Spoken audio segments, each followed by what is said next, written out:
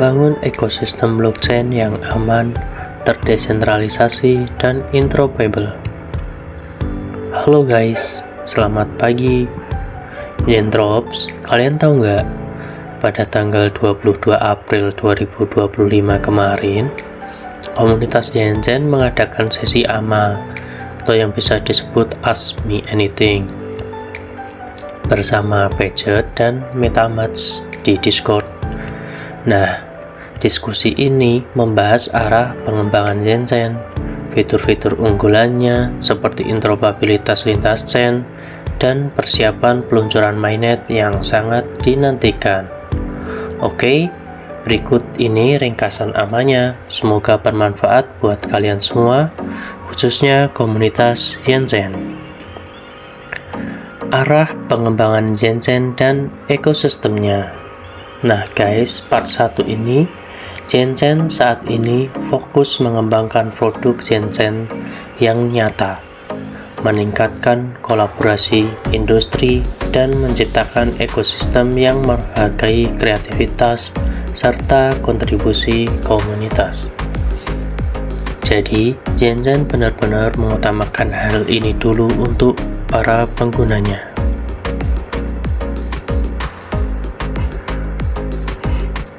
Cara lain berkontribusi untuk proyek Genzen. Nah, selain menjadi tester atau developer, komunitas didorong untuk membuat konten, materi edukasi, event, atau inisiatif lain yang mendukung ekosistem. Jadi, apapun yang kalian lakukan, termasuk membuat blog, membuat video seperti ini, itu bentuk kontribusi yang sangat berarti gitu guys. Nah, tentang token YCX setelah peluncuran ZTC.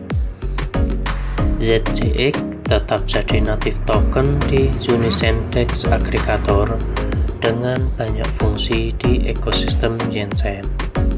Testnet memakai JTC saat ini guys, jadi tinggal ganti parameter aja di MetaMask dari YCX ke JTC.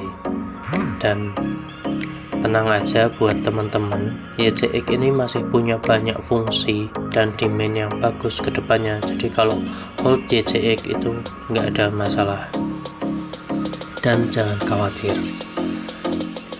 Nah, kemudian nomor 4, apakah akan ada daily quest? Rencana daily quest sudah ada, tinggal menunggu formula yang tepat supaya nggak dimanfaatkan bot dan tetap memberi nilai nyata ke komunitas gitu guys. Jadi makin menarik buat komunitas gitu guys.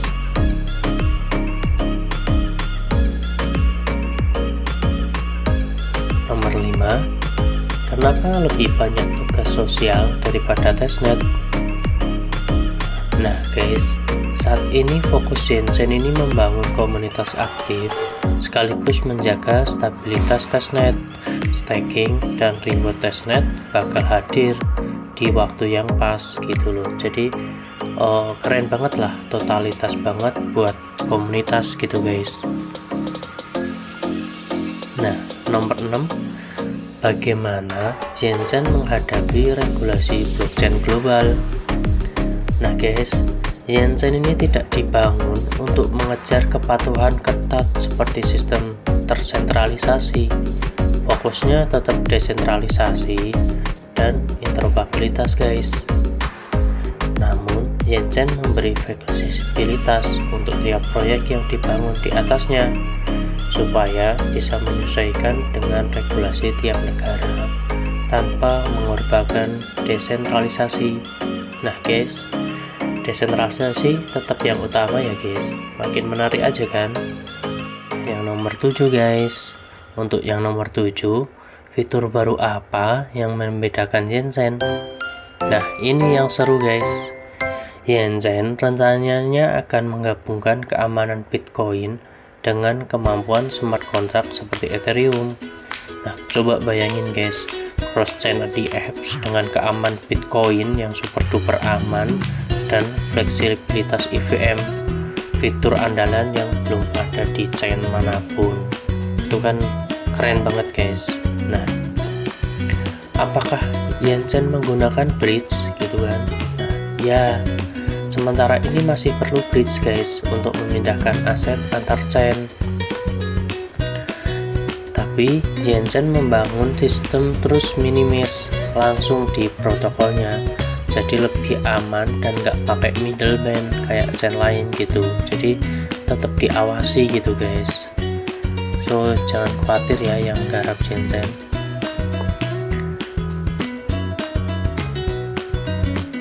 Untuk nomor 9 guys, apa yang membuat bridge Yanchen berbeda?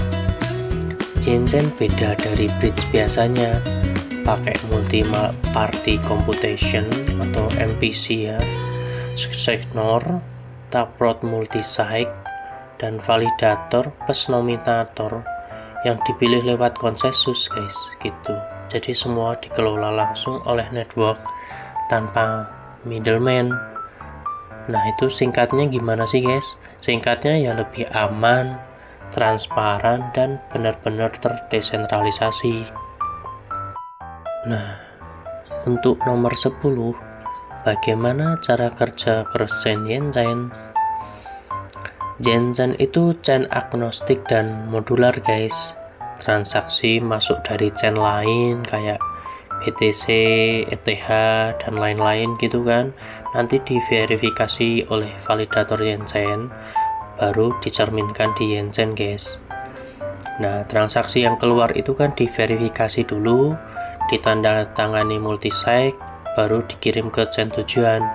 Beda banget sama bridge sentralis biasa guys gitu. Nah apa sih arsitektur inti Yanchen guys?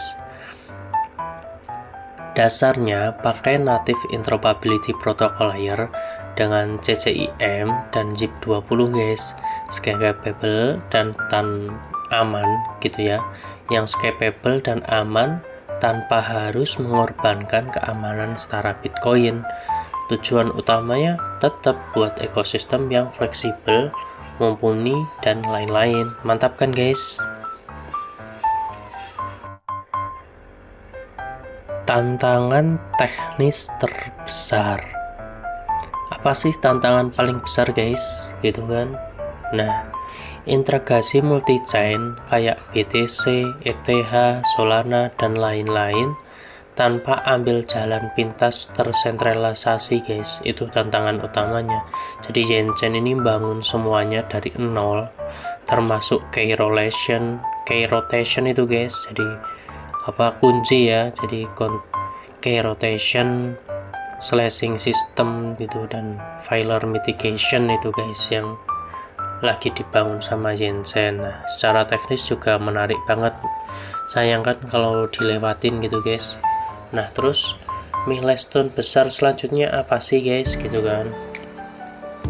Nah guys, ini yang teman-teman tunggu ya, mainnet launch sama TGE ya. Ini bakal jadi fase pembuktian Yanchen di lingkungan real money, di lingkungan sesungguhnya ya, nggak sekedar testnet eksperimen lagi, udah benar-benar ini yang fase jadi pembuktian Yanchen gitu guys, gitu ya untuk milestone yang besar ke depannya. Nah yang nomor 14, kolaborasi developer dan grant. Nah Yanchen ini udah punya program developer grant guys, tapi rencananya ini mau ditambah sistem insentif otomatis buat bikin ekosistem makin besar. Nah kayak developer misalnya CryptDev itu udah mulai bangun di sini guys, jadi seru banget. Itu ada GM App dan Blackjack App itu yang bangun CryptDev di ekosistem Yanchen gitu guys. Nah yang nomor 15, project setelah mainnet ya guys.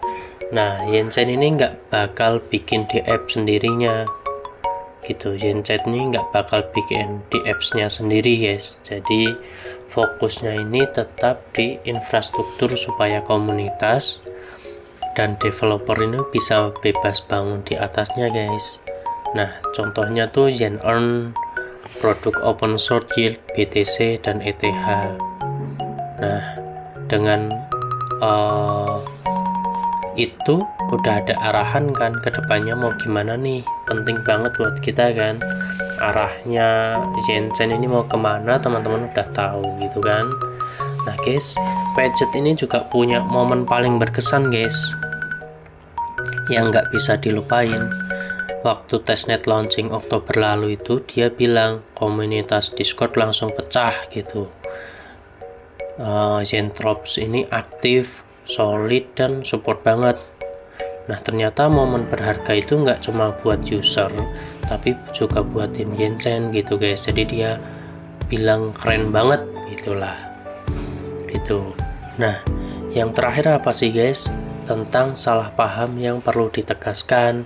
Nah dulu itu kan sempat ada rumor bahwa funding itu bermasalah gitu, pendanaannya bermasalah. Nah padahal guys, sebenarnya pendanaan Yenchen ini solid dan stabil, baik dari sisi teknis maupun reputasi, nggak ada masalah sama sekali selama ini gitu guys. Jadi tenang aja guys, jadi yang udah join Yenchen tetap semangat ya guys ya, utamakan YenQuest saat ini guys. Ternyata udah selesai nih guys materi amannya. Oke, sampai ketemu di blog dan video berikutnya. Kunjungi channel resmi Yenchen di X, Twitter Z_Yen atau Discord https://discord.gg/Yenchen. Official website https://yenquest.yenchen.io, dan jangan lupa follow akun Twitter aku di @brunojowo. Dan kalian semua keren banget guys. Terima kasih, see you next time.